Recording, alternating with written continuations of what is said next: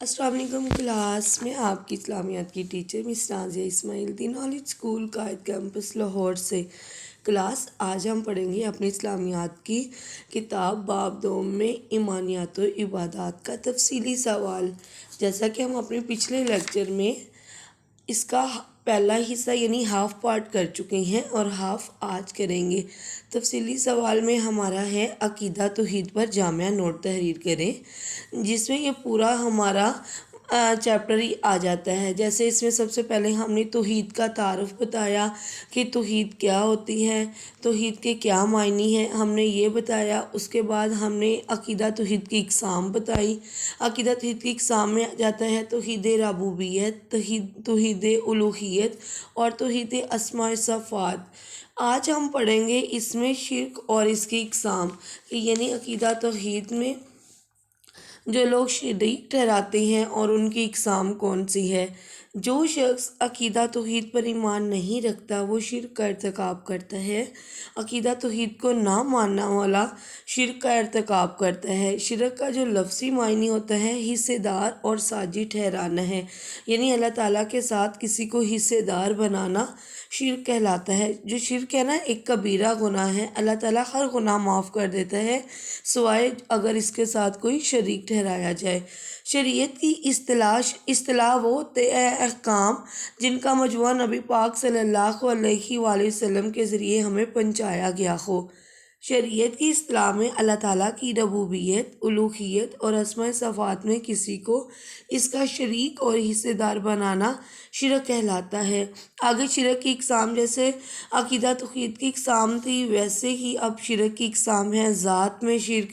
ذات میں شرک سے کیا مراد ہے کہ کسی کو اللہ تعالیٰ کا ہمسر اور برابر سمجھنا، یا اللہ تعالیٰ کو کسی کی اولاد سمجھنا، یا کسی کو اللہ کی اولاد سمجھنا، یعنی اللہ تعالیٰ کی ذات کے سوا کسی اور کو ماننا، اور یا کسی کو اللہ تعالیٰ کی بیٹی یا بیٹا ماننا اور اللہ تعالیٰ کی ذات میں شرک کہلاتا ہے۔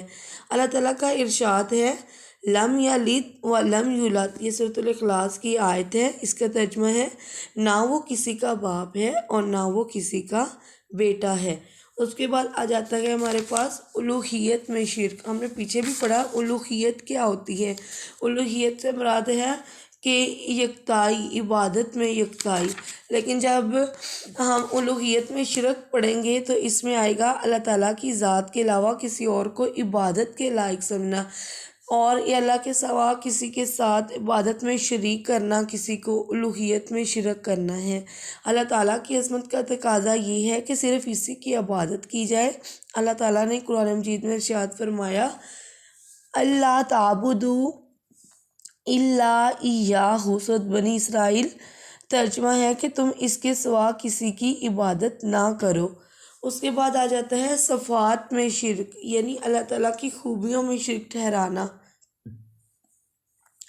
اللہ تعالیٰ کے علاوہ کسی اور کی ذات اور شخصیت میں اللہ تعالیٰ جیسی صفات ماننا اور اعتقاد رکھنا صفات میں شرک کہلاتا ہے، یعنی اللہ تعالیٰ جیسی صفات، اس جیسا علم اور قدرت کسی دوسرے کے لیے سمجھنا اللہ تعالیٰ کی صفات میں شرک ہے۔ ارشاد باری تعالیٰ ہے لیس کمثلہ شیء، یہ سورہ شعراء کی آیت ہے۔ اس کا ترجمہ ہے اس اللہ جیسی کوئی شے نہیں ہے۔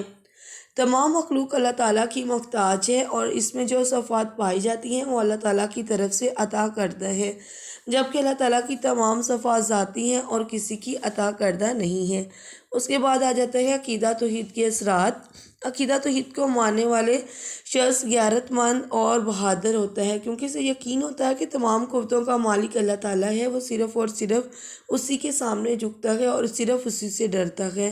عقیدہ توحید پر ایمان رکھنے سے انسان میں عجز و انکسار پیدا ہوتا ہے۔ وہ سمجھتا ہے کہ اس کے پاس جو کچھ ہے وہ اللہ تعالیٰ کا عطا کردہ ہے، لہٰذا بندے کے لیے تکبر اور غرور کی کوئی گنجائش نہیں۔ عقیدہ توحید پر ایمان رکھنے والا شخص تنگ نظر نہیں ہوتا۔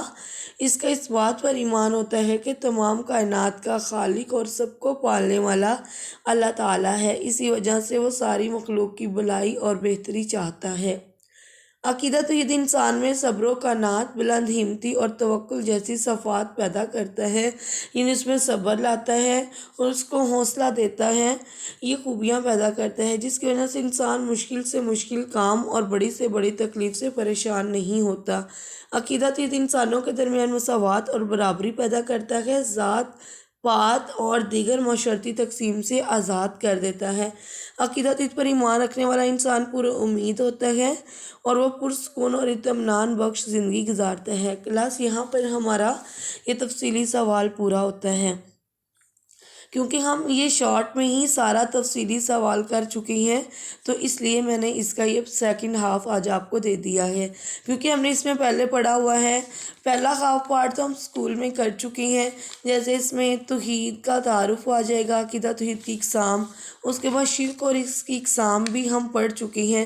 جیسے اس میں ہم نے مختصر سوال دیکھا تھا، شرک کا مفہوم بیان کریں، وہ پہلا ہمارا سوال ہو گیا تھا۔ اس کے بعد تھا شرک کی کوئی سی 2 اقسام بیان کریں، ہم نے اقسام بیان کر دی تھی۔ پھر اس کے بعد تھا عقیدہ توحید کے کوئی سے 2 اثرات تحریر کریں، وہ اثرات میں آگے تھے۔